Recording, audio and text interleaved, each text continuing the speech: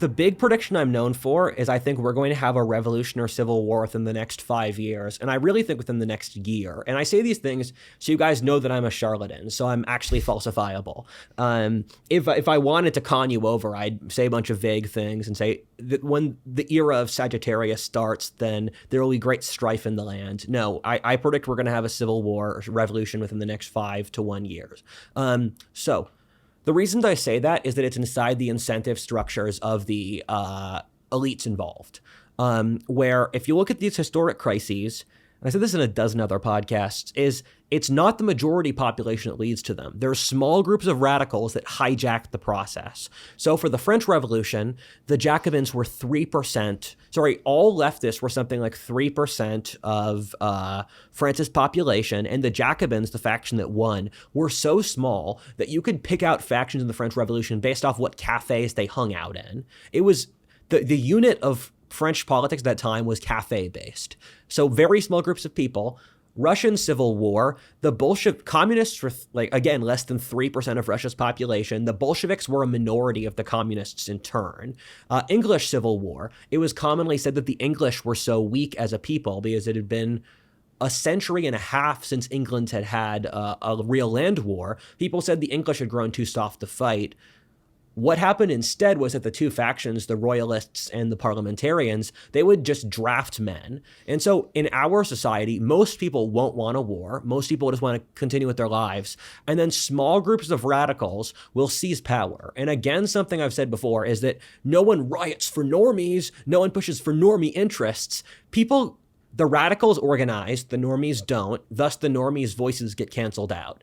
And so there's a bunch of levers I see can't get pushed much further. The debt's one, where I said before, we've doubled the amount of debt we've had in the last 10 years. This is one of those things where the news should be screaming about this every day, but they don't. That the sheer amount of debt we have is just never going to get paid back. But we spend more paying off the interest, which is 5% of the debt, than we do the military now. How are we going to pay off the rest of the debt? So debt's one. Immigration is another, where we had 40 million illegal immigrants before. Biden's added around another 10 million. We can't push immigration much further. Economic issues are another one, where Americans have kept getting poorer, where Americans built up a lot of savings over COVID, and now something like 2/3 of Americans, they don't have a $1,000 emergency cost. And so Americans have gradually gotten poorer and poorer as a demographic. And so you're hitting desperation levels. And so just on a financial basis, most Americans can't make it another 5 years. And so when you add up all these things, debt, financial issues, psychological issues, immigration, both sides have not respected the last two elections. So there's no chance the right and the left respects this coming election, where both the conservatives and the left have said that they will not basically honor the results of this election, that was Trump's thing from last election. He's cast doubt on it this election. And for the left, there was a senator who said that if that Trump wins this election, that they'll try to use the 14th Amendment to get the results thrown out. And so you have all these triggers that can't really get moved much further. And what happens when you get in a very hard situation where there aren't easy answers is you just say, screw it, we're going to have a war. And so you end up with this place where the leaders involved have an incentive to defect, because past a certain range, if you're a conservative politician and the left asks for another budget concession, it's your active incentive for you to just start a war, because you have a higher chance of getting reelected doing so than you do if you cooperate. And so all these wars start when one side asks concession from the other side that they're not willing to do. That was the French Revolution. The English Civil War were caused by budget crises. The American Civil War by an election dispute. The fall of the Roman Republic was the assassination of a popular political candidate. These are all examples. And so of all of those, I think the most important one is budget issues, where we're getting to the point where the average American is economically desperate enough that if you're in debt and you're not going to get laid and all that stuff, you're going to roll the dice, because if you roll the dice, even if there's a 50% chance of dying, you're screwed in this timeline. So might as well roll the dice. Okay. So here's what I just heard. Let me know if I miss anything. You've got everybody in a terrible economic situation. Older people are aware enough of how things have changed that they're dissatisfied. Young people just don't like their lot in life. You've got the levers that are maxed out. There's no way to go any farther. And now the breaking point is going to be either, hey, we're about to lose power, and so I'm better off in a situation where I refuse to acknowledge this election, for instance, and we tell the people, hey, the election's been stolen. You need to stand up and fight for your right. And then people actually do that. Or the flip side, that the concession is asked for, we're unwilling to give it, and now somebody actually outright calls for violence. Yes, like that. I think it would be a gradualistic process where no one could take direct responsibility, because humans hate taking responsibility. But where does the first shot get fired? So let me give you a couple different scenarios. The most likely scenario is an election issue. And I would say budget issue if the election's not right up and close to us.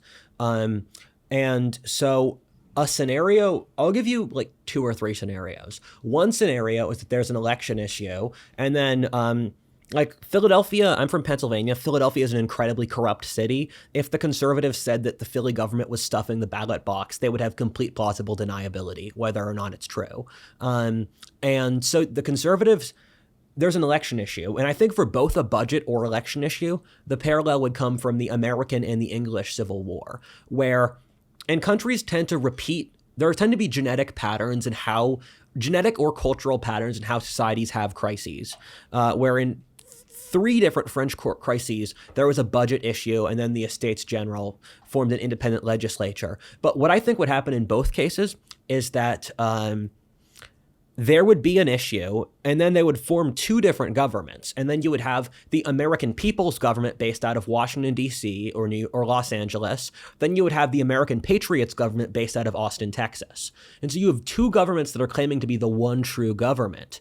And what that does legally is it removes any legal rights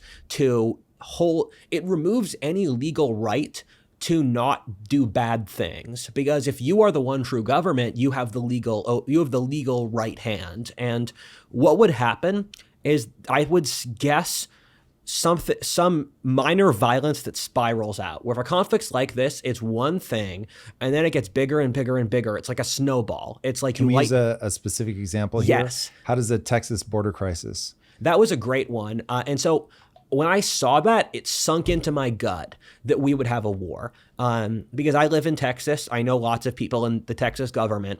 And so I was I saw as it happened. That was fascinating. And for the people in your audience who don't know, and I'm surprised, I've talked to a lot of people, especially Europeans, they never knew the crisis happened. It was blocked outside of America. Is that the state of Texas basically tried to block its southern border with Mexico.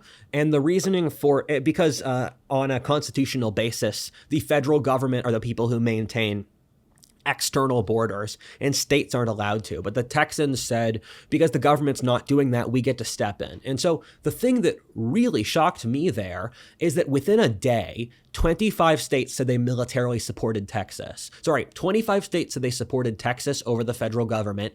10 states said they militarily supported Texas. That's a huge deal. Within a single day, 10 states said they'd use their militaries to fight the U.S. government. And National Guards aren't a joke. The Texas National Guard would be the 5th. It would be in the top 5 most powerful militaries in the world. It has air assets. It has tanks. It has that stuff. And so with conflicts like this, what do you think in that would have happened? Because Biden just backed down. Yes. So if Biden had pushed the issue, is that the kind of thing you see spiraling out of control, where Texas is like, hey, enough is enough? Yes. Because for people that don't know, Texas was like, hey, You have to stop all these people flooding in. Government says, no, we're not going to. So Texas puts their own barbed wire up and stuff. Yes. The federal government comes in and cuts it down. I mean, this was not like a nice conversation. This was actions were being taken, countermeasures were being taken to let people into the country. I mean, this is like literally crazy to me. And so all these states get behind Texas, and Biden's like, all right, fine. But in that moment, in this scenario of how things could go awry, had he said, no, you don't understand. That is a federal border and we will have it run our way. You now have Texas state militia or National Guard facing off against the U.S. military. Yes, exactly. That's perfect. And I can give 3 historic examples to show exactly how this kind of thing would happen. American Civil War, the southern states, Lincoln won the country on an abolish slavery platform, or stop the growth of slavery platform. And then he won by not winning a single southern state. So the South said, because none of our states voted, we're going to secede. And then there was a battle at Fort Sumter between federal troops and South Carolina National Guard. That's what started the U.S. Civil War. American Revolution, the British were blockading Massachusetts for disobeying the British laws. And then the British marched out to Massachusetts militia, to take their gunpowder. And then what happened is that the Massachusetts militia fired on the British. Conflict starts. English Civil War. The English government tries to force Anglicanism as a state religion on Scotland. The Scots are Presbyterian. Scotland rebels. What happens is that the English government the monarch tried to get the Congress or the House of Commons to raise funds to fight a war against the Scots. The problem is that a majority of the English Parliament were also like Presbyterians, same as the Scots. So they said, we're not going to pay for a war fighting against people who have the same religion as us. The King of England tried to shut down the Parliament, and then it went out from there. So this pattern in the English-speaking world is politically entrenched issue, legal dispute, and then from that, there's a skirmish. The skirmish results in like the match being lit and then the gunpowder blowing up. And for all of these wars, the English-speaking world is never ready for wars. Every single war the English-speaking world's had for, I don't know, since the Middle Ages. The first 6 months were just preparation because no one was prepared for it. And so what would happen is you have some kind of skirmish, let's say between Pennsylvania, New York State, National Guards, Ohio, Texas versus the federal military. Things spiral out from there. Then for the first 6 months, I have a wide variation between the war could either be done in 2 weeks or it would be a long and bloody multi-year war. And so what would happen in the larger war scenario is that for the first 6 months, both sides conscript young men, they build up their economies and militaries, and then the war happens. But there's no difference between men and women. Why would they only conscript young men? Rudyard, tell me more. I mean, we all really know the answer.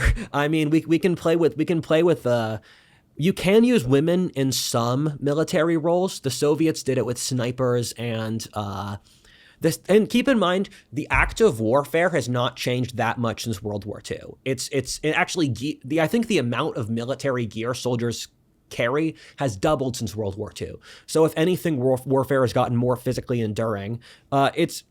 Using women for frontline soldiers is not effective. You can use women for snipers, for Air Force, for like some, I think for back end roles. But no, the point I was trying to make is you conscript young people.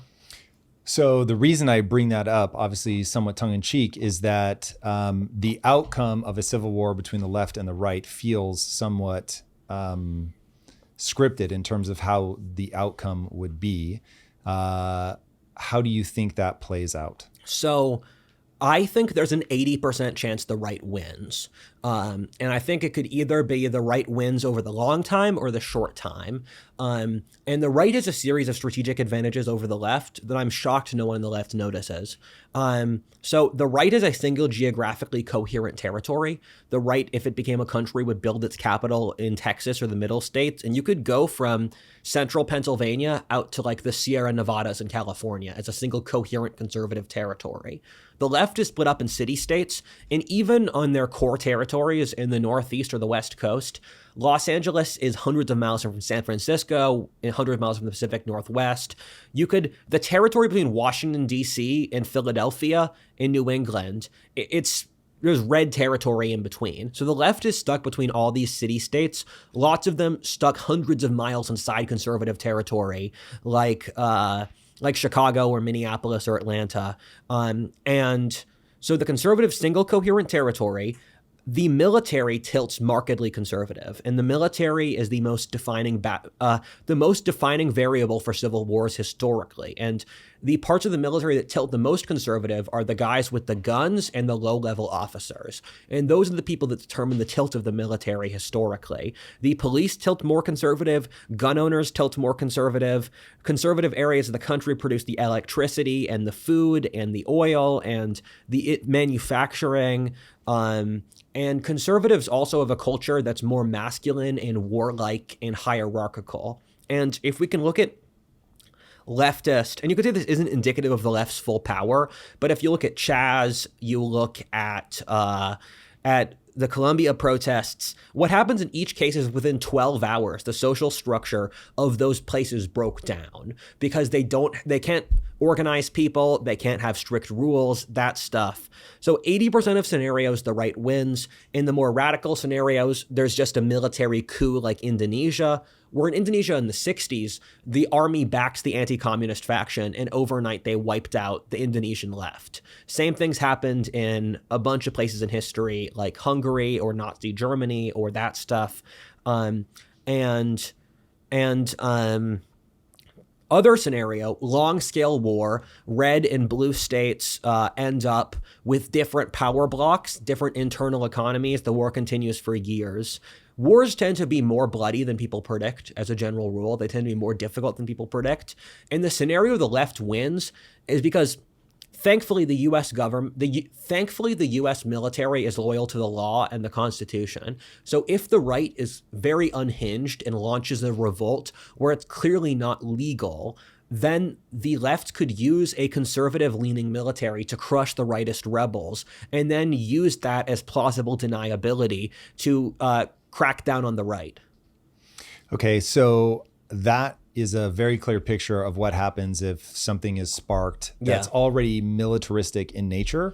Let's walk through the debt concession one. So I think the most important issue of our time right now in America, for sure, by far, is the debt. Yeah. People, to your point, you don't know how people aren't screaming about this day and night. I feel the same. It seems crazy to me. I cannot believe people look at that and don't see any problem. People do not understand money printing. They don't know what it means. They don't know. Money printing is where everybody is stolen from and only the rich benefit. Now I'm rich. And so when I start screaming about this, somebody really should start paying attention. I am legitimately freaked out that people are so nonchalant about debt. But how does debt spill into civil war in the next 5 years? Debt is the dominant predictor of all this stuff. And so Why? That's why the David Hackett Fisher Great Wave book was so important to me, because you can use, I talked about the three factors before, like inequality and wages. Debt and inflation are also really good predictors, because what happens here, and I'm going to use the examples of, it happened in all of these. It happened in the Black Death. It happened in the English Civil War, in the French Revolution, is that what happens over time is that you end up with, it's like a failed marriage, and failed countries are often like failed marriages, where now we've reached the point where, let's say, Ryan Long, the comedian, has a really funny skit about what if America was a marriage between the right and the left. The marriage is completely dysfunctional now. And so imagine you have a failed marriage, and then because you can't agree on shared directions, you get into debt, where let's say because there's no shared sense of cultural unity. And so the right and the left are unwilling to make concessions to each other. And also there's this whole thing of as people get desperate and as people get desperate, they care more about their own survival and less about the common good. So there's more stuff with people pushing for the government to bail them out. And so an easy example of this is corporate corruption, where corporations, I like to say America's not a capitalist economy. We're a fusion socialist capitalist economy because half of America's total economy is driven off the government. And so what happens when people get desperate is they use the government to push personal corruption, and all of these desperate interest groups latch on to the government in order to get its stuff. So the military funding needs to stay high, the welfare funding needs to stay high, the funding for various corporate interests to support American interests needs to stay high. So as society gets more desperate, people won't sacrifice to the whole. And to put off this issue, the debt becomes this way to put off all these issues, where if you're a president and you're like, I can't solve this issues, I'm going to just get more and more debt because we're not in a good place. And I'm just going to keep spending debt so that I don't have to worry about this. 30 years down the road, it reminds you of a Homer Simpson joke. Man, Homer Simpson said, man, Homer tomorrow, that guy must be, I feel so sorry for him. It's glad I'm not him as he's binge drinking. And that's kind of where it's at with the debt. And so debt's a really good predictor because it's a sign of social desperation. And it just keeps growing and growing and growing. And then I think a lot of people, they don't understand why debt is a problem. I hear really smart people not lamenting about debt. So let me make it really tangible for people. Okay, so it's going to go something like this. And you tell me if you think this is crazy. You guys, we have created this feminine structure where we're going to take care of everybody. We want to make sure everybody has their insurance, nobody gets left behind, everybody has a good quality of life, get as close to equal outcome as humanly possible. To do that, we're going to need to fund this. The way that we're going to fund it, we either have to ask money to Congress, basically to vote for things. We know they won't do it. So what we're going to do is keep raising the debt ceiling. And the way that we're going to meet our obligations to the interest on the debt is through money printing. Yes. Now, for anybody that has not yet heard me talk about the way money printing works, it goes something like this. You are putting extra dollars into the system with no corresponding increase of things to buy, which means everybody's buying power goes down. But I look at my bank account, and if I had $100 in my bank, I still have $100. Now, the fact that that $100 can now only buy $75 worth of stuff, I don't really notice that. I feel it emotionally, but I can't explain it logically. And so I just keep going with it. Then, because even though it isn't a one-for-one for reasons that are too complicated to address right now, there is not a one-for-one. If you print 25% of the money supply, you will not get exactly 25% inflation, but it is the exact same phenomena. So when you print money, you get inflation. So we print money, people's buying power goes down. That is inflation, though that sounds counterintuitive. So we're printing money, the cost of goods go up. I'm not able to buy as much. And now I start to have a real problem. I already couldn't make my payments. I couldn't buy all the groceries I wanted. And now this starts to push me into a period of desperation. And now we're back to, you can't be a weak man. You can't not be paying attention because you're going hungry. You can't put gas in your car. You can't feed your kids, can't feed yourself if you're single. And so all of a sudden that malaise is waiting for a demagogue to come along and tell you why your life sucks. Yes, you explained that perfectly. Yeah, you nailed that. And the thing is, it makes sense for the people involved. It makes sense for them to do it because they don't bear the costs. And people seem to think that a great irony is that there was huge welfare payments for COVID, and that resulted in massive increases in inequality. One of the sharpest we've seen in record in American history, because you have COVID, you give someone a check to keep them alive. They spend it on Amazon. That goes to Amazon stock. It goes to Jeff Bezos's pocket. And so if you inflate money into the economy, it will naturally result in inequality skyrocketing because the money will naturally coagulate into the stock market, into real estate. The reason real estate's so ridiculously expensive is the government printed all this money and people invested it in real estate because a house is always going to be there. As the currency gets worse, you're still going to have your kitchen sink and you're still going to have the house. So real estate prices are artificially inflated in that they've nearly doubled in the last 5 years. But people aren't buying houses. And it's a remarkable thing where the real estate costs have stayed very high for years because there's all this excess money that ends up in real estate because it's one of the best hedges against inflation, but then it destroys the average cost of living for normal people because lower class and young Americans spend 2/3 of their income on rent. And so that's ironically, the government, to get out of this sort of crisis, made it vastly worse because if you increase rent and that's 2/3 of young people's income, you're it doesn't matter if electronics prices have stayed stable or food's not as bad as real estate. It's the elephant in the room. I have a growing hypothesis about what's actually happening in the real estate market. I think people misread real estate a little bit. Let me lay it out, see what you think.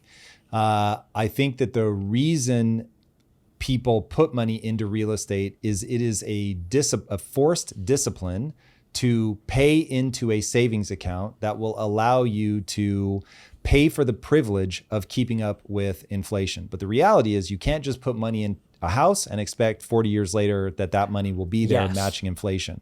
The reality is to get the value of your house to go up to match inflation, which only happens because buying power is going down. And really the right way to look at the increase in the cost of housing or the value of the house you own is that the purchasing power of the dollar is going down.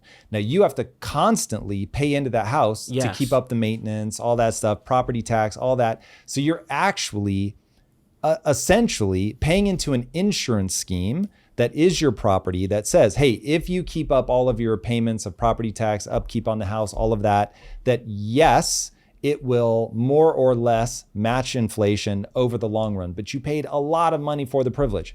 And the reason that housing prices are staying so high is a combination of people still believe that a great place to put your money is into real estate, and BlackRock is just buying up all these single family homes, ironically, by aggregating the money of people who are putting their money with BlackRock. Yes. And so people feel that there's this constant search for the other. Who are all these people that are doing all of this evil shit? It's you, boys and girls. Spoiler alert, Scooby-Doo, peel the mask off. It's you.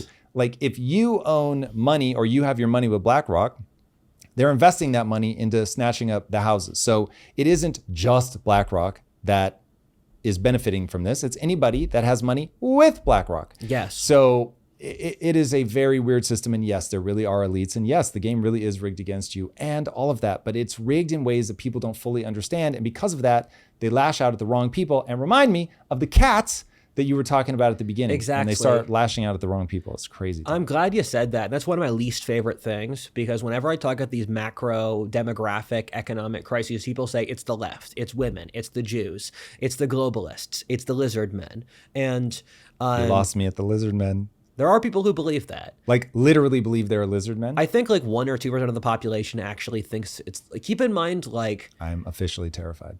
No, yeah, I think they've done studies on this. A couple percentage of the population actually think lizard men run society. Keep in mind, average IQ, half the population's beneath that. And so, yeah, I mean, people like to blame someone because that's an easy answer. And the thing with the reason BlackRock has such a huge amount of money, and BlackRock pushes its social agenda in a variety of ways, whether ESG scores, the stock market, is because of the government money printing. Because the government money printing, because at this point, a majority of our currency is false. In a healthy economy, currency should be representative of actual physical things like this mug.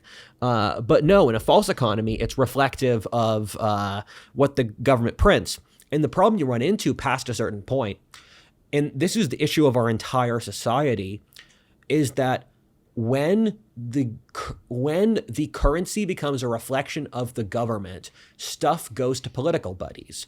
And so that's what's going on in our society, where BlackRock has the ESG score, which is based around various leftist social issues. And so the reason that there's all this leftist culture today. And the reason why keep in mind for a company like Disney, some minuscule amount of their market cares about leftist issues. Because keep in mind, they make most of their money outside America. And in America, woke people are 10% of the population. In Indonesia and China, it's none. And so the reason they're doing that is because the economy is mostly artificial. And thus, you get good things in an artificial economy by playing to the people who are giving you the artificial money. And it's also why there was this advertising scheme where it's 90% of advertisers, and it's constructed around not working with conservatives because and that's insane when you hear it, because when the money is artificial, the economy becomes about pandering to the people making the fake money, but that's not sustainable in any way, shape, or form. Yeah. I want to go back to something that you said about the money should be something physical, like the cup. I will try to make this as like deadly simple as I can to see, to test my own knowledge and see if it can be useful to people. Yeah. It doesn't need to be tied to physical goods. Agreed. However, if you create a physical good and put money into the system, that's how you keep the imbalance of printing money from getting out of hand. Okay, set that aside. I believe that people have a moral right, the kind of moral right that should be protected in the Constitution, that says you should have a store of value that you can use that cannot be inflated. Yeah. Now, spoiler alert, I am into crypto. I refuse to be labeled a crypto bro. That is not at all my vibe or thinking. But I do believe in crypto in the sense that Bitcoin cannot be inflated. Now, what I like about Bitcoin, even though I fully recognize that part of why people love it right now is its volatility. That's what people like. Once you understand that people like the volatility, it becomes less confusing. But set that aside for a second. It is a thing that right now has cultural energy. People believe it has value because they believe it has value and it cannot be inflated. You can actually store your money there. Now, when I see the government attack that, I get very upset. Yes. Because what they are doing is making it impossible for people to escape the system where your money can be taken from you, your purchasing power can be taken from you by printing without needing to talk to Congress or get the vote. Yes. That is immoral to me. And I believe that we have to have something where somebody can work their whole life, save 10% of their salary, day after day, week after week, month after month, year after year. And when they retire, the same purchasing power that was there when they saved is there when they retire. Yes. Agreed. The great irony is that when you look at the things the elite says they're doing now, it's remarkable. I frequently look at the things, the World Economic Forum, and that's not a powerful organization in of itself, but it's representative of very powerful people, and it's a weather vane. And I'm like, why would you ever say this stuff? If I was a mastermind trying to do all this stuff, I would put up this front and this facade of just being completely cuddly and completely undangerous. Why would you say you will own nothing and be happy? Why would you say you're going to live in a pod and eat bugs? And I think it's just that they're that socially detached from the mainstream that they don't realize how it comes across. But I mean, they have advertising people worth millions of dollars who should know that, but they don't. But I mean, so you look at, this is most pronounced in Europe and China, where the attempt to get rid of a physical currency, where Europe, a lot of North European countries, they've had negative interest rates for years. And for people who don't know economics, what that means is that the government basically takes money out of your pocket, while if you hold it in assets. And it comes from this economic philosophy called Keynesianism, that you should just spend all the time to stimulate the economy. And I don't want this to turn into a Keynes versus Hayek debate, but what they're doing is the creation of a completely artificial currency, negative interest rates. This is about the establishment of a permanent serf class, because you're not supposed to, if you can't build up your assets, it means you can't own stuff on a social basis. You have to work in a big company or for one of the government's cronies. You can't own your house. You have to rent. 20 years ago, it was rare to rent a service. Now every single service is rentable. I bought Photoshop before it moved on to a renting system explicitly so I wouldn't have to rent Photoshop and Adobe Premiere. And so, yeah, it's the attempt to gradually turn the population to be completely servile economically. And it's gone furthest. And they don't use physical currency in China. In China, every single interaction, and I've been there, I've seen this, is done with your phone, the wallet. The problem, though, is the Chinese government can say, you posted a Winnie the Pooh meme, your social credit score is too low, you can't go to restaurants anymore. That's what happens when you move to a completely artificial deflationary currency where, I mean, the freezing of bank accounts is something that terrifies me, where in Canada, and I'm a Canadian citizen, I've lived there, they froze the bank accounts of the truckers. And that was completely, the things the truckers did were completely legal in their Canadian rules. And so if you can freeze someone's bank account, you completely control them. And the public are just, I can't believe this isn't an issue of greater discussion. Bro, it gave me heart palpitations. Yeah. I can't believe it's insane. Let me ask, because the thing on all of this that I think is problematic is people don't understand where this goes.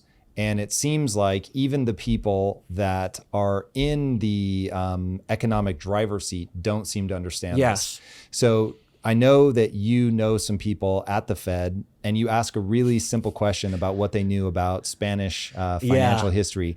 So tell me that story. Walk the audience through what we should learn from that. I've lived a bizarre life that I can't really explain, but I've seen a lot of things in that life. and so I have a couple different avenues to look into what the elite believes. And I have two friends that used to work at the Fed, and I asked them this question. Do you know about Spain's hyperinflation in the 17th century? Because Spain did something that's pretty comparable to what we're doing, where Spain had all this silver from Mexico and South America. So the Spanish hyperinflated their currency, and this killed the economy of Mediterranean Europe. It's why Italy stopped being the richest place in the world. And no one at the Fed, I asked two of my friends who worked at the Fed, does anyone at the Fed know about this economic crisis? And they said no one. And that was horrifying, because these people are paid very significant amounts of money to know about the economy. This should be their job.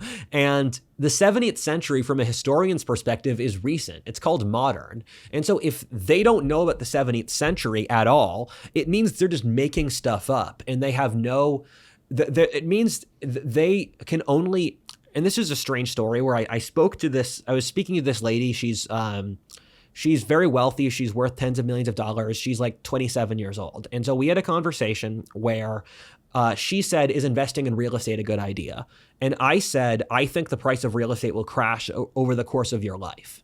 By the time you're 60, the price of real estate will be much lower than today due to population decline. And she said, you're a historian. You should look at history and see that real estate's kept rising over the 20th century. And I said, you can't just that's just the last lifetime. History's so much longer, but it's lots of very myopic stuff like that. And from what I've gathered about the elite, the impression I get is that they train themselves into ignorance. They train themselves into not seeing obvious things because it's against their self-interest to see obvious things. And so it's this hyper fixation on whatever topic they study, and they use that to do evil things, where if you're just in economics, if you just study economics, you can ignore the historical patterns, you can ignore how what you do affects real people, you can ignore what the social consequences of it are, how it affects your society, because you're just focused on that one thing. Okay. There's a lot of economic corruption going on right now. What is the end game that they think they will achieve? If the end game is that it all blows up and it leads to war because money printing, you just can't do it forever. What is the end game they think they reach? I don't know, man. These people, their conception of the universe is not mine. And it's funny that we grew up in the same time period. We probably read we supposedly went to the same education system through a certain point where, I think they've removed anyone who can see the big picture. And so they're looking at, the meme that goes, line go up, world's gooder? I don't, but that I follow. Yeah, it's a parody of, and one of my friends has got a term called pinkerism. And pinkerism, and I don't dislike, I think Steven Pinker is a wonderful thinker. I think he's done a lot of, I agree with every single book he's written. He's not my vibe though, but I do respect him. But what Steven Pinker does is he says, because there are more toilets in Africa, the world's a better place. And then you ignore the collapse in quality of life in America or the deaths of despair because world line progress go up. I was speaking to a friend where I was telling her about my worldview was informed by deindustrialization because I'm from the Rust Belt and my entire area got screwed over. And the thing that really got to me was like, it was just abandoned streets, and Philly's got a smaller population today than it did in 1950. And what the elite said the whole time was, we are going to teach people coding jobs. We'll find some way to fix this. Don't worry about it. And those were all complete lies. And then I was speaking to a friend, and what she told me is the way the elite sees this is that you supporting your area's self-interest against progress is selfish. You have to sacrifice your own well-being for progress. So your idea that you deserve to have a real currency, your idea that you deserve to have a house, this is selfish because line go up equal progress. And so they see the line go up and they think if we can just push further, we'll get progress. And what is the line though? What it's total GDP. There's a fascinating book called The Growth Delusion by David Pilling, and it's a look at how GDP stats mess with how people deal with the world. So, for example, the reason the healthcare industry in America is a huge tapeworm. It just consumes this massive part of our economy for very little benefit. If you look at a bunch of other countries, it's a more efficient economics. We spend like 4 times as much on healthcare per person as France does for significantly worse service in a variety of ways. And so the reason that's not a political issue is because the more money you spend on healthcare, the bigger the total GDP stat is. Kenya has an economy 6 times its size, in fact, compared to its GDP stats. Because the way GDP stats are measured, Kenya is measured at 1/6 its real size. And so what they're looking at, and so I could tell, even as a teenager, I could tell when I was 16 or 15, that quality of life had gotten worse since the 70s because I talked to my parents and I would watch older movies. And it was obvious from older movies and my parents that average life had gotten worse. But if you brought that up, people would immediately jump down your throat. And it wasn't even a discussion. And it's because total GDP number went up. And if total GDP goes up, even if that's mostly inflation, then you're winning. It's this very warped tunnel vision understanding of the world. Okay, so how much do you think of what is happening right now is just inescapable biological cycles? And how much of this is bad ideology that if we could replace the ideology, we could move in a better direction? Whoa, man, everything is itself and yet nothing. All things are connected, man. Am I going to need to hit on the bong for this answer? Yeah, so it's hard to disentangle things, I think, because, okay, I'm not going to give you the philosopher answer. A lot of it's natural cycle, a lot of it's our own stupidity, and they're mixing together. So let's say, imagine you had an infinitely wealthy society. In an infinitely wealthy society, people could allow to become infinitely stupid. And so it is this duality. And I think it's a combination of them, but something that I'm going to find very fascinating when I'm older is comparing how different societies have faced this demographic issue. And people like to do stuff like, let's say, blame the left or blame Jews. And I'm like, you can trace a lot of this stuff in China. And so if a lot of these same trends are happening in China, it's not the Jews' fault. And because that's really interesting. Thank you. I've not heard anybody say that before. I invented the idea, yeah. Because China, you have feminism. Birth rate in China is worse than America's, which is strange because poorer countries tend to have higher birth rates. China has, the Chinese government deals with this in the funniest way possible. If you are Chinese, I am terribly sorry you have to live through an Orwellian dystopia. For me, 6,000 miles away, I can chuckle at it. But in China, and this is again, something we need to talk about as a society, but we don't.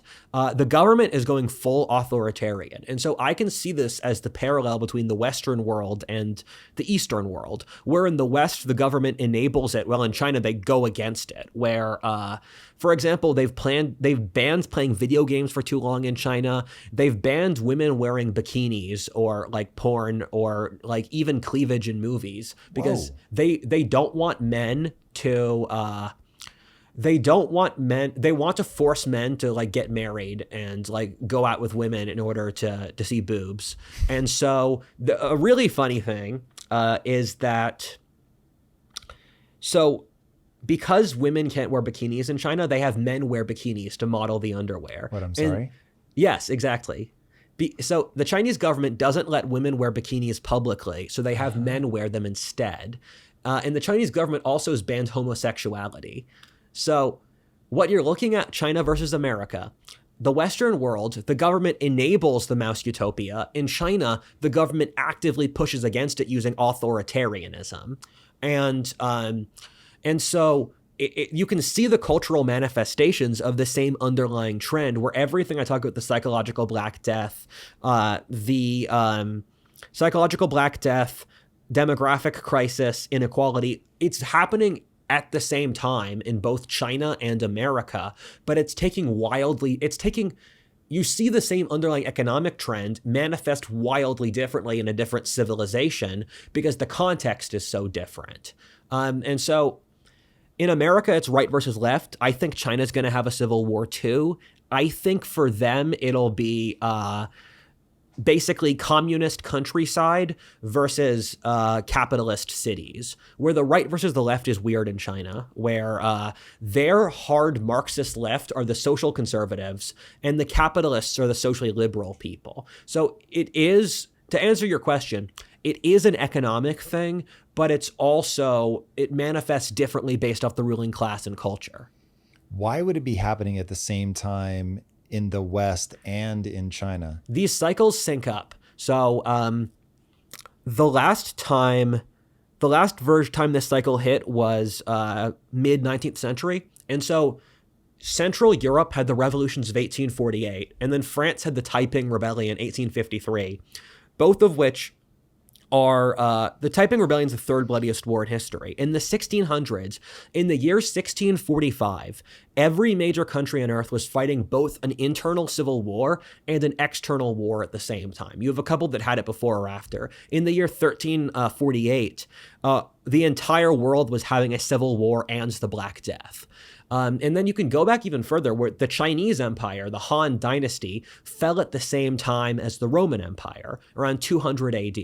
Around 900 AD, the Abbasid Caliphate in the Middle East, the Frankish Empire, and the Tang Dynasty in China all fell at the same times. So these cycles are linked historically, and the more interconnected the world is, the more the cycles are linked.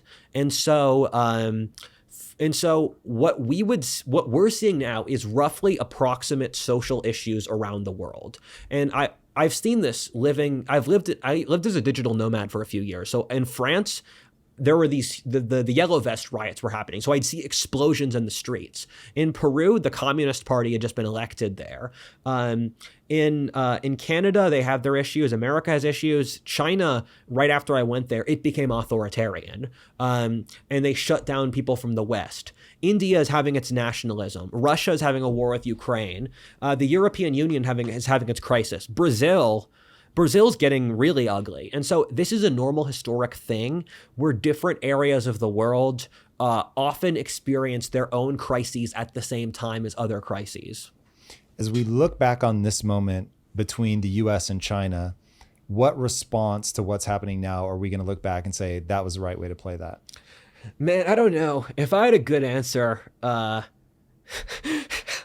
don't think anyone's got a good answer. So for the US and China, you're talking about if China attacks Taiwan, right? I'm just saying they're both confronted with the same issue. You got America is right now this huge battle between the left and the right. Yes. Which, to give my characterization on the left and the left is compassion. The right is personal responsibility. I think those are given to us by evolution. I think for a society, you need the dynamic tension between the two. But we've got this wild imbalance due to the left taking over all the institutions and pumping out kids that just tend to lean left, but they're now bumping up against reality. So that's what I feel going on in America. And theoretically, what we're trying is, do we reduce freedoms, but within our system, you see a cultural giving up on things like freedom of speech. So that's how things are going here, campus protests, things like that. Over in China, you've got massive authoritarian crackdown. You've got the Uyghurs in concentration camps, but the play there being, hey, we need value homogeny. So we need everybody to see the world the same way. You've also got the credit score. So we're going to gamify, which you'll hear me talk about all the time. Gamification is amazing. And as I build out my virtual world, I think a lot about how do I avoid a Chinese dystopia? But you've got them using credit score, visibility into everything you do, the zero COVID lockdowns, just really stamping down on it. But even though you have to give up your individual rights, will that end up being the right play? So let me go one step further. So there's one more thing just for the audience I want them to hear. China is passing all of these educational reforms, is probably the right way to think about it, trying to make sure that men are more masculine, which is why I was so they're having the men wear bikinis. That's Chinese media. Yeah, I didn't that's see that the one culture. Coming. So you've got, we only want kids being taught by, we want kids focusing on physical education. We want physical education only being taught by former athletes. We want people looking up to masculine men. We don't want them to become effeminized. Okay, so those are the two different things happening right now. And will either of those be a winning solution, or is it going to be something else entirely? They're both going to fail. I mean, you can't force people to do stuff where... oftentimes your intentions when you do something or how you do it's more important than the thing itself. And so I think the Chinese are realizing a lot of the Mao's utopia stuff, but when you force someone to do something, it's going to backfire. If you have telling people they can only play they can't play video games for longer than an hour a day is just going to make them resent you, and it's going to completely backfire. If the Chinese if the Chinese government forces this upon their youth will just learn to hate those values. And this is one of the things we've seen with the left today, where the left pushes things that are by all accounts pretty good, like racial tolerance, sexual tolerance, whatever, but they push it in such a ham-fisted way that it creates the opposite reaction of a resentful right. And so that's what I would see happening in the left. And I think no government today has the mental capability to understand what's happening, because if they did, we wouldn't have the crisis. And I find that for these historic crises, the worst thing that happens to a society is that they become too constrictive after said crises. So after the Black Death, everywhere in Eurasia except Europe became too socially conservative. After the Black Death, after that whole crisis, China became more authoritarian and they lost a lot of their creativity. Islam became more hyper fundamentalist religious, and India also became more religious. And so Europe, after the Black Death, was able to maintain a more fluid social structure, while Asia became more constricted. It's funny I brought that point up 3 times in this podcast so far, but it's not something I talk about that much on the channel. So if you also look at after the end of the crisis of the 17th century, is that England and the Dutch did the best, because what happens with these kinds of crises is that authorities use the world crisis as an excuse to crack down on dissent. And then when you crack down on dissent, you crack down on creativity. And so with the crisis of the 17th century, it's what killed Italy and Spain as being some of the wealthiest countries in the world. And so the thing that worries me about a crisis like this is, let's say, world crisis, birth rate crashes, psychological Black Death, civil wars. Out of it, complete religious fundamentalists or people who are authoritarians win, and then we fall into a dark age. Because what happens in this crisis is just hardcore religious fundamentalists breed, is that you can say goodbye to science and modern art and all that stuff. Okay, so if we don't have the playbook right now on how to do this well, neither here, not in China, if you had to solve this problem for us, what does either history tell us, or what does your intuition tell us that we would need to do at a cultural values level to avoid the Mao's utopia? life is a journey, man. Like, it's the friends we make along the way. Life is the journey itself, and it's not the destination. Now, do you believe that, and it's just too earnest to say without? Yes, exactly. Okay. Yes, it's one of those points that my generation got shoved with propaganda in at such a young age that saying it comes across as ridiculous. But I mean, so the thing is, this crisis is just starting. My estimation of these events has changed markedly in every single year, especially the last 4 years. I don't know what I'll be telling you in 4 years. And the good thing is that we have decades to figure it out. We're going to be here for decades, hopefully. We can face information as it comes, integrate new aspects into our worldview. What I would say, though, is there are several things that are incredibly important. And I should make a video about this, though. One of which is you need to find a way to integrate traditional value systems into modern science and modern culture, where there's lots of things from the pre-industrial world that are just never going to happen again. I can't see, at least I hope that arranged marriages don't come back after this, because when people see what non-arranged marriages look like, I don't think they can. Or you can't go back to the pre-scientific world because we've seen science. You can't go back to saying God wishes the spheres to orient. We have to incorporate science. And so my hope is that this century is going to be a philosophic and religious golden age as thinkers incorporate, because we don't have the mental tools to deal with what's about to happen. Modernity is predicated upon infinite progress and infinite growth. What happens when that stops? Modernity has to go through a period of self-reflection to figure out mental tools to understand what's happening. So first thing, develop intellectual tools and value systems to assess it. Number two is develop communities. And I think that if there's something I've heard from a bunch of wise friends at Mouse Utopia is if you're stuck in Mouse Utopia, leave the cage. The difference between us and Mouse Utopia is this self-enclosed environment. And it's comparable to the start of the Bible, where Abraham saw the degeneracy of Uruk, and so Abraham went out into the desert with his family and formed the Jews. We've looked at the genetics on that. We've looked at everyone who claims descent from Abraham, and there was a Y chromosome ancestor in that place that time. So value system, form communities of people who are opposed to Mouse Utopia and who can, because I actually think the biggest issue in modern society today is loneliness. So find a way to solve that. And also develop guardrails against insanity. And so, for example,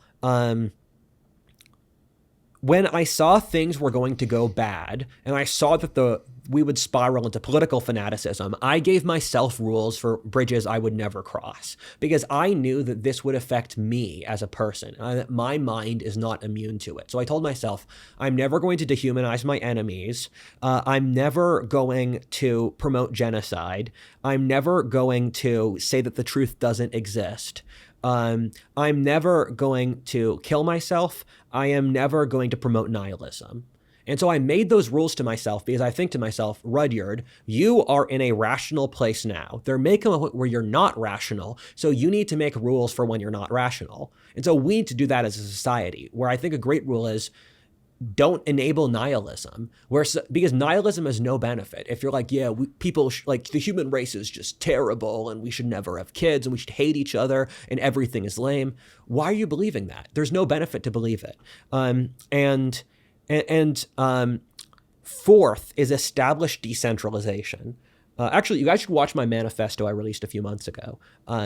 Decentralization is incredibly important because my biggest worry here is that authorities use genetic engineering and AI and robots to enslave the population. Because with these technologies that are coming into existence, and again, technology is impossible to predict, but a lot of this tech is already here, is I don't want a society where the government as of now can monitor us every day, every second with these telescreens and that telescreen. The government can listen in on this conversation. I don't think this is a ticking time bomb where if we don't solve this now, it's going to bite us later. And so I think The decentralization of power is my fourth thing, where we need to develop incentives against basically governments using new technology to enslave the populace, and especially so genetic engineering people into subservience. Because the government has every incentive to genetically engineer people to be subservient. And it doesn't have to be a bad thing. It could be this nanny state, very like helpful, like goodwill government, where like, we're going to genetically engineer depression out of existence. The problem is that if you genetically engineer depression, you've genetically engineered everyone who's a social dissident. And so it's this double-sided thing, if that makes sense. It does very much. I think rules are critically important. It's something I talk a lot about that I think people leave out of their lives at their peril. The rules that you implemented are actually very interesting. The manifesto, why did you write it? What did you want people to take away from it? Yes. I see a lot of factional development inside the right, where the left has a coherent ideology, the right doesn't. The right's this alliance of all these various factions. And if you guys haven't figured it out, I am some shade of a conservative politically. And inside the right, I see all of these different factions that have nothing to share. And it reminds me, I've read a lot on the evolution and creation of the left over the course of the 19th century. And it reminds me very similarly to a period of leftist history after the French Revolution, where it's just chaos. And I think we're in that place for the right, and the right will develop a new culture. So I wanted, most of the people I see who are also doing this, they're either sociopaths or grifters. So I thought, what could I do here? I am going to drop my mental model for this before other people do so, to basically get ahead of the competition. Okay. If people were going to live by, call it 1 to 3 axioms from your manifesto, what would they be? In the manifesto, I say honor, truth, and freedom. And those aren't all the values that I care about. I think there's an important duality where there's the duality of the masculine and the feminine. In our society, we've got the feminine down for love and caring and support and community. We need to get we need to have a masculine value system. So those aren't your entire values, but I think they're a very useful antidote to the issues of our society. You made a video that was aimed at young men. It was like my message to young men. What do you want those masculine values to be? What would be your message to young men? So, like, I spend a lot of time in conservative space, and so I have a pretty good understanding what people are doing in different places, and it frankly scares me. Like, not being a sociopath is discouraged, where I do stuff like I'll release on Twitter, human rights are good sometimes, and all the comments are calling me a cuck. Or it's like, even stuff like the Holocaust is bad, people call you a cuck. And once you get to a culture where any appeal to humanity is tarnished and spat at, you have a culture that's about to do evil and is rationalizing evil. And so I want there to be the establishment of a healthy masculine based off actual principles, not resentment. Because resentment's a fire that burns everything down rather than building. Hurt people. And so you create this cycle of suffering. And what I say for that video, and I've gone through a phase of all the masculine self-improvement guys like Peterson and Tate and those guys, is that none of it's about being happy. It's all about like getting rich and getting girls and looking jacked. And like, I know lots of people who do that stuff. Most of them aren't happy. Why don't we just cut out the middleman and do what makes you happy? And the way you figure out what makes you happy is to know yourself. And so what I say is that people should increase their level of sentience. And sentience is a psychological trait, which is your ability to assess yourself independently from the world. So most people in life, they follow the path that their social class, their IQ, their region, their period of history tells them to do. Even most successful people follow the track they're left out in life. And so for sentience, you have the capability to analyze your place in the world and how you differ from that. And thus, you can make decisions. You gain a degree of self-awareness that gives you control over your life. And I think honor, freedom, and truth are important values because they establish a moral framework through which to act in the world, where freedom establishes enough independence that you're capable of surviving from the tyrannies of culture or state, Honor gives you a moral code that you can hold yourself to as an individual, and truth gives you a good sense of the world. And so what I say is that if you're a young guy, don't do the things that make you look cool or edgy or that. Know who you are as a person and do what you actually want to do. All right, we're in the middle of a pretty gnarly male dating crisis. So if my shade of what I've taken away from you, which is ultimately if society doesn't create the tension where a lot of men can be successful in getting laid, then you're going to have a problem either of withdrawal or violence. Realistically, how do we solve the dating crisis? The easiest thing to do is just get rid of dating apps. And I think, so a lot of people in my space blame women mostly for the dating crisis. I think it's mostly the mechanics of dating apps so imagine you're a man and an attractive woman in a major city gets 1,000 offers of sex a week. And I've looked at their phones. It's often 200 a day. And so if you have that, you go to the club, that's tough. You have infinite sex. That's a horrible incentive structure because it puts people, for the women involved, it gives them such a high degree of selectivity that it's you're removing, and women are, so if dating apps were a country, they would be the second most unequal in the world after South Africa and ahead of Venezuela. So if Tinder was a country, it would be like a failing third world communist country with a nobility. And so it's reasonable to understand that if you put any person under those kinds of incentives, what it would do to their ego, or like we all know rock stars are known for being super humble and great guys. That's what we know. Yeah, exactly. And so I think people so I'm going to be a boomer. Just people should go outside. The problem is that going outside is a group effort where if you're a Zoomer, other Zoomers don't go outside. And so it's this tragedy of the commons situation where I think the biggest issue is because over 60% of relationships are formed online now. And among Zoomers, I'm guessing that's even higher. And that's not a good thing because the selection pressures for online dating are not as good as other forms. It's basically attractiveness. And so if you act, and this is, John Haidt talks about this is just a broad issue in our culture that you should see these things as heroin. These things are like meth. And I catch myself sometimes on a quiet Sunday to spending 12 hours on my phone, and I feel disgusting. But the problem is that there's no mechanism against that, and so we don't have any institutions against phone.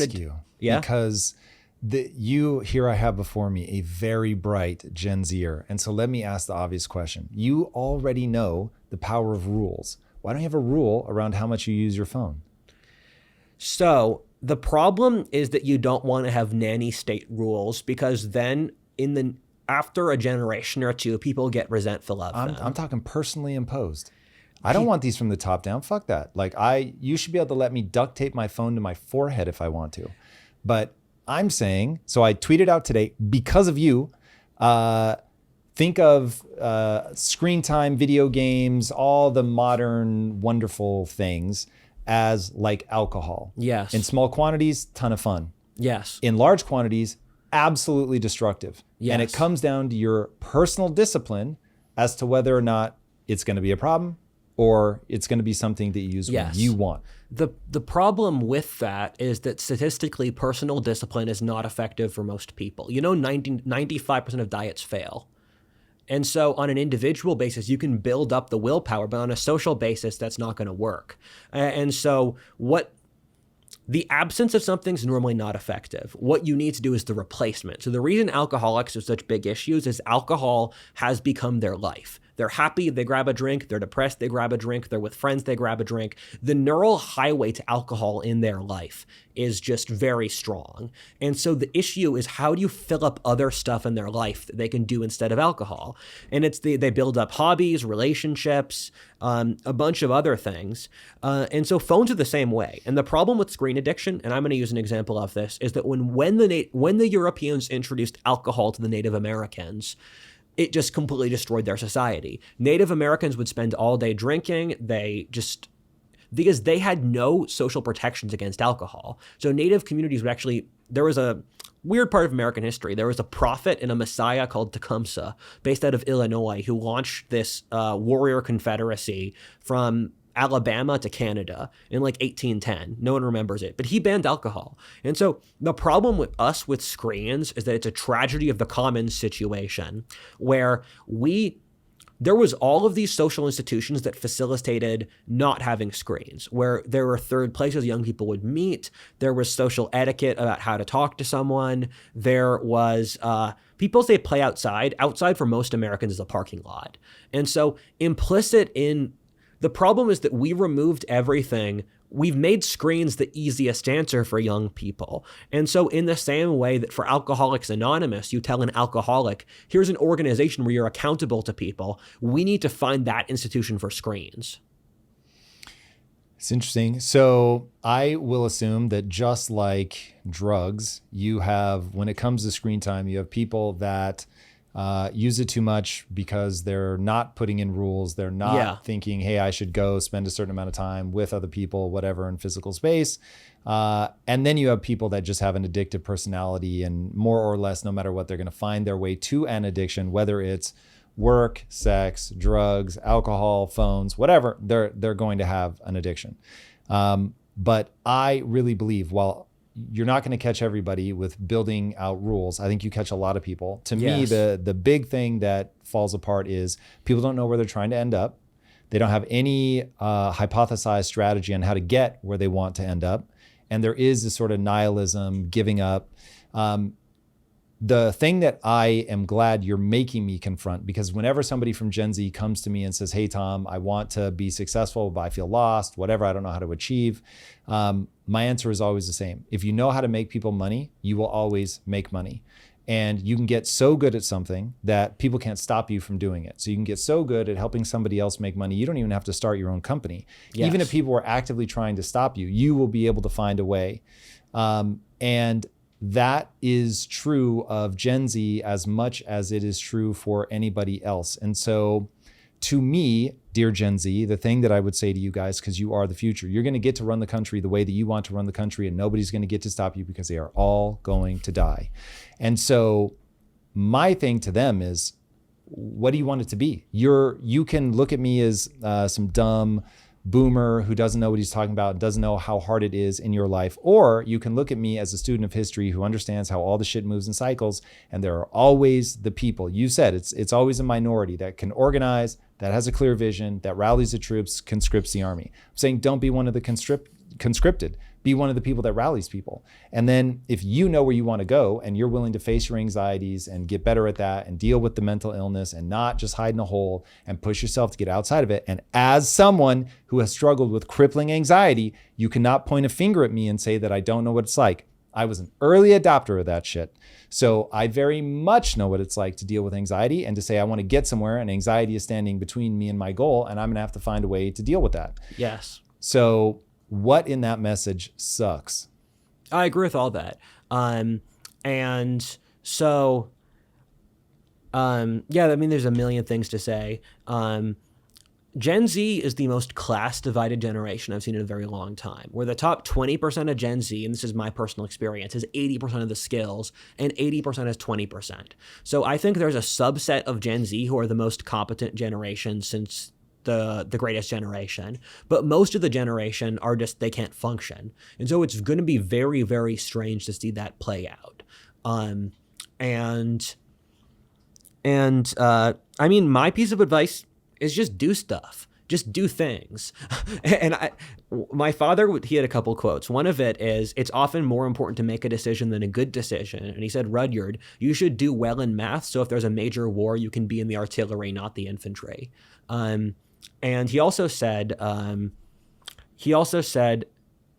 Rudyard, we live in a capitalist society, so get as many skills as possible, and someone will pay you for one.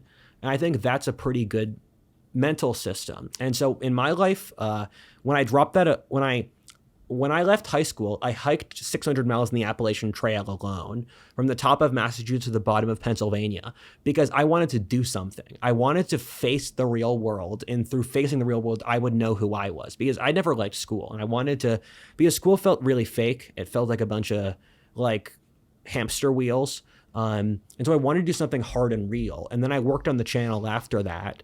And then in the first semester of college, I was making enough money that I dropped out, and then I lived as a digital nomad in Mexico and a few other countries. So what I would say is, and what I remember from the Appalachian Trail, is hiking that far seems hard, but the task is just putting one foot in front of the other. Hiking 600 miles involves, the actual act is just walking. And that's the case for most difficult things. It looks intimidating, but just do it. All right. Let's talk the 2024 election. You've said that America is already communist.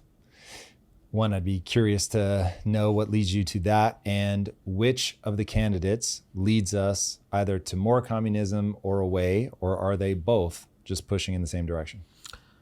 America's culturally communist. The video you're referencing is the four religions. And so the context of this video is I'm talking about what philosophic assumptions underlie a society. So America is obviously not economically communist. If it was, we'd all be talking to her in a bread line now.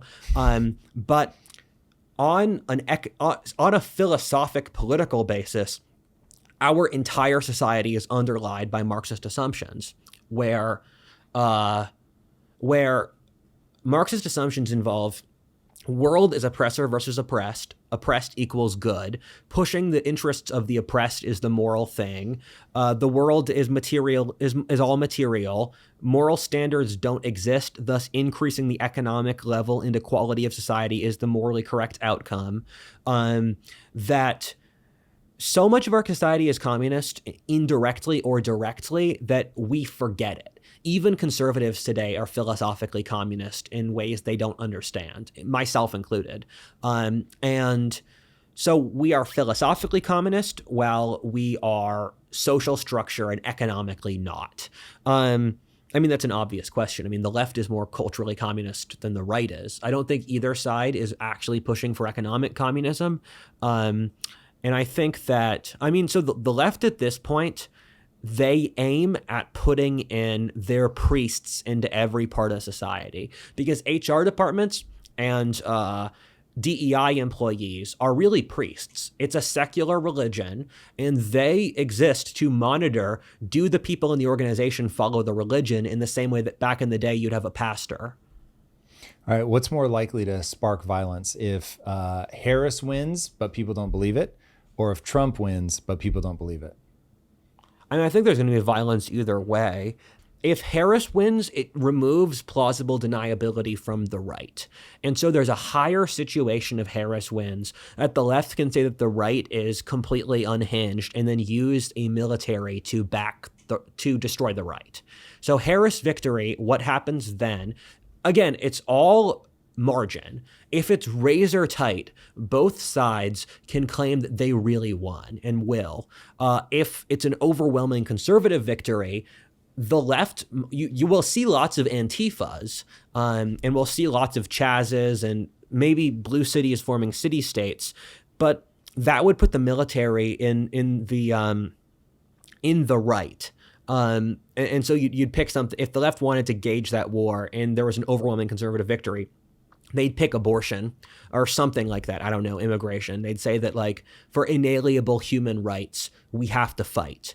And then if the left has an overwhelming victory, what happens is that the right would have less plausible deniability. And so if the right launches a revolt, the left could use the military to crush it. Okay. In all of this, one thing that's sort of been dancing at the edges of the conversation, but we've never pulled it in, is immigration. Yes. What is the point of an open border? Why is the left pro-immigration, just like unchecked immigration? Yes. And why the right against? I was pro-immigration until 2020, and then I turned around. And the reason I was pro-immigration was I just thought it's good to have more young people. It's good to harvest talent, all the economic reasons you see. And then what happened was I saw that immigration is being pushed irrespective of economic interest. In Britain, for example, the British government spends £40,000 a year on housing immigrants. The average immigrant. The average Brit makes less than 40,000. And in some parts of Britain, the average is like 15,000. So that's just insane. And the Brits are losing a tremendous amount of money. And look at New York City. They're probably Los Angeles too. New York City, they're housing the immigrants in hotels for an incredibly expensive price.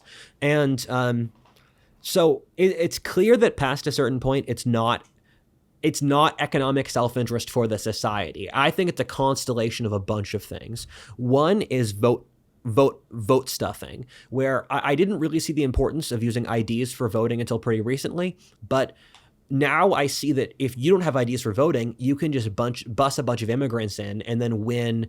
Keep in mind, 8 to 15 million immigrants have crossed the border since Biden. That's adding another Pennsylvania to the country. Whoa. So it's not a small thing. That's first thing. Second thing is that if we didn't have immigration, we would see a skyrocketing of wages for local Americans because due to aging and due to the trade war with China, where a lot of industries coming back to America. And so capital and the elites don't want this to happen. So the only way to offset a natural massive increase in wages is to import a shit ton of immigrants. And an interesting thing, and I didn't believe this statistic, is that nearly 100% of new job creation since COVID has gone to immigrants. The statistics are absurd. And so what I've heard from people is that for agriculture, as an example, they are busing in immigrants to replace entire, I don't know if this is true, it wouldn't surprise me, if they are busing in immigrants to replace entire farms or entire industrial systems. So reason 1, vote stuffing. Reason 2, keeping down wages. Reason 3, destroying the collective social unity of the society, where Western culture has developed all of these social traditions dating back to the Middle Ages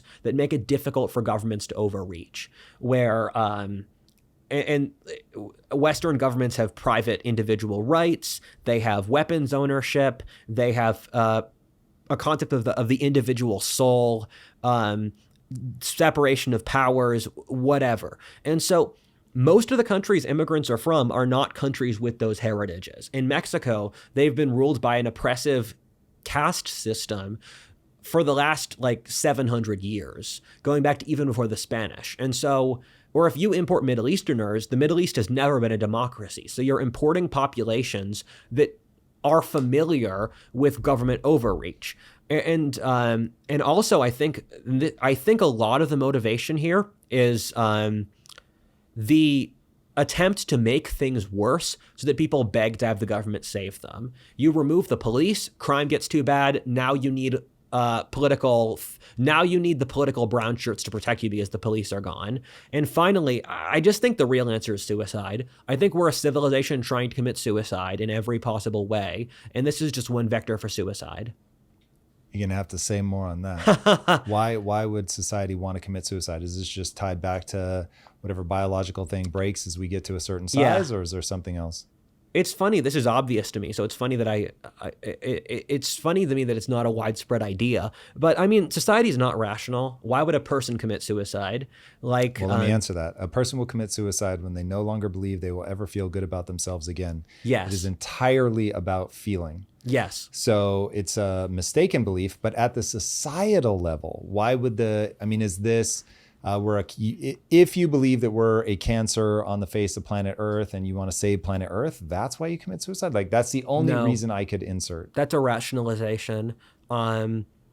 So it's the breakdown of social connection inside society meaning that the individuals in the society push the collective to suicide. If you look at suicide notes that we've studied, the number one word is useless. People want to kill themselves when they feel like their lives don't have value and they feel like they're trapped. Once you hit critical mass of those people in the society, they push for it on the entire social structure. And it's happening at a way worse level now. But for example, when the Persians conquered the Babylonian Empire, the Babylonians opened the gates for them. There were lots of Greek cities that opened the gates to the Romans. A society can be so sick that it welcomes invaders in. That's happened before. And a society, it's not a rational thing. It's just the people involved. The society is the manifest. And this is one of my favorite video ever is the emotions over history video, where I talk about Asian cultures are shame-based, Western are guilt-based, tribal are fear-based. And so the group manifests psychological neuroses in the same manner the individual does. And so if an individual can get suicidal, so can a society. And I believe we're suicidal because, first of all, our society, and it's strange that the West's governments are democratically elected. They were elected to do this. They want the destruction of Western culture, the removal of our history and the statues of our leaders, the demographic replacement of white populations, the removal of traditions, the breakdown of the family, every single thing that would result in the West's identity, we are actively trying to destroy. And it goes into stuff like deindustrialization in Europe. I can't believe that deindustrialization is an actual political agenda, but it's happening in the wealthiest and the most educated countries in the world, like Denmark or the Netherlands or Britain, where they made farmers nearly get rid of their own cows, which is it's insane. It is insane. All right, man. Where can people follow you as you track a world going mad as you see it? You should check out my channel, What If Alt Hist. What If Alt Hist. It's all free on YouTube. I have a second podcast called History 102, where I spend an hour explaining various historic periods, like the fall of Rome, the American Civil War, etc. And I've got various other social medias. Thank you so much for having me. Brother, thank you for being here. Guys, do not sleep on history. It's one of the most important things you could be looking at in order to understand where the future is going. If you haven't already, be sure to subscribe. And until next time, my friends, be legendary. Take care. Peace. If you like this conversation, check out this episode to learn more.